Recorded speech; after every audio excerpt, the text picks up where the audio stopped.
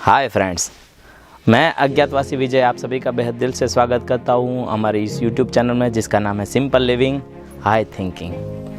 कहते हैं कि छोटी सोच और पैर में मोच इंसान को आगे बढ़ने नहीं देती है। सब कुछ मानसिक है, जो कुछ भी है वो सारा का सारा हमारी सोच के ऊपर डिपेंडेंट है। तो कैसे हम सोच को डेवलप कर सकते हैं ये जानेंगे आज इस वीडियो के माध्यम से।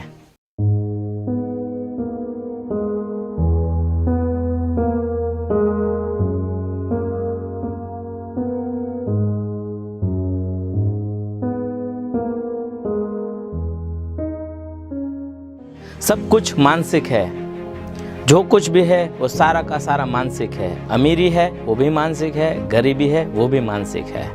मैंने किस्सा सुना था कि किसी कैदी को फांसी की सज़ा सुनाई थी, लेकिन उस सज़ा से पहले उसे एक ऑफ़र दिया गया कि आपको अगर फांसी दी जाएगी, आपको रस्सी से लटकाया जाएगा, फिर आपको पेन होगा, आपकी गर्दन टूट जाएगी, आपको बहुत पीड़ा होगी। इससे अच्छा है कि हम आपको कोबरा से डसवाए, तो कोबरा डसेगा, आपकी 2 मिनट में ही आपकी मृत्यु हो जाएगी और आपको पता भी नहीं चलेगा। जिस दिन कैदी को फांसी की सज़ा देने वाले थे उस दिन उस कोबरा को लाया गया, फिर उस आदमी को काला कपड़ा उड़ाया गया। उसके बाद वो कोबरा को पीछे लेके चला गया वो बंदा, और एक छोटी सी सुई उसके पैर में चुभा दी गई और लिटरली उस बंदा 2 मिनट के अंदर मर गया।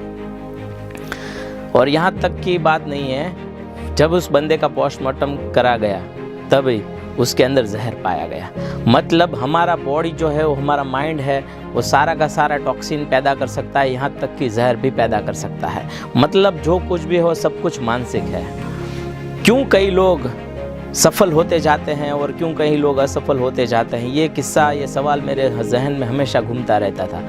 मैंने किताब पढ़ी थी rich dad poor dad, Robert Kiyosaki की।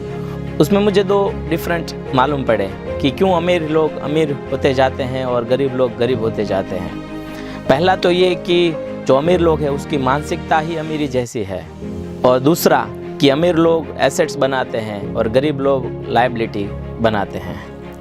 आपने कहीं पढ़ा होगा या सुना होगा कि किसी बंदे को लॉटरी लग गई या फिर कौन बनेगा करोड़पति में करोड़पति बन गया, तो उस बंदे ने आगे 4-5 साल में सब कुछ बेच के खाया। मतलब वो करोड़पति जो बना था उसने करोड़ से 5 करोड़ नहीं बनाए और 5 करोड़ वाले ने 50 करोड़ नहीं बनाए, वो वापस ज़ीरो पे आ गए हैं। तो ऐसा क्या होता है इन लोगों के साथ में? क्यों ऐसा होता है? क्योंकि इन लोगों की मानसिकता ही गरीबी जैसी होती है। क्योंकि अमीरी जो है वो हमारे इर्द गिर्द आती है, हमारे अंदर नहीं आती है। जब हमारे अंदर अमीरी आ जाती है तो हम कैसे भी असफल हो जाए, चाहे हमें ज़ीरो पे फेंक दिया जाए, फिर भी हम वहाँ से शुरू करके ऊंचाई तक पहुँच सकते हैं। तो कहने का तात्पर्य ये है कि हम एसेट्स बनाएं, ना ही कि लायबिलिटीज़।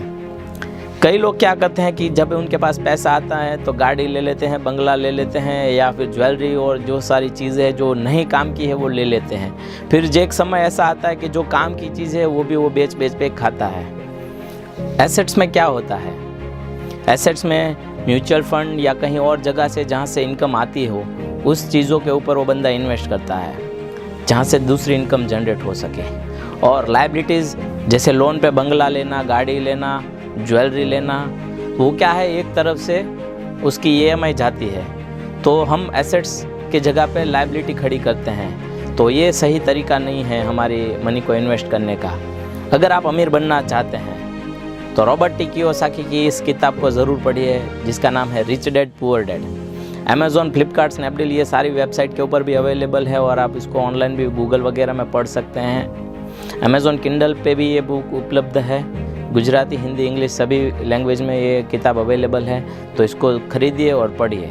मिलते हैं हम अगले एपिसोड में, तब तक के लिए थैंक यू, धन्यवाद।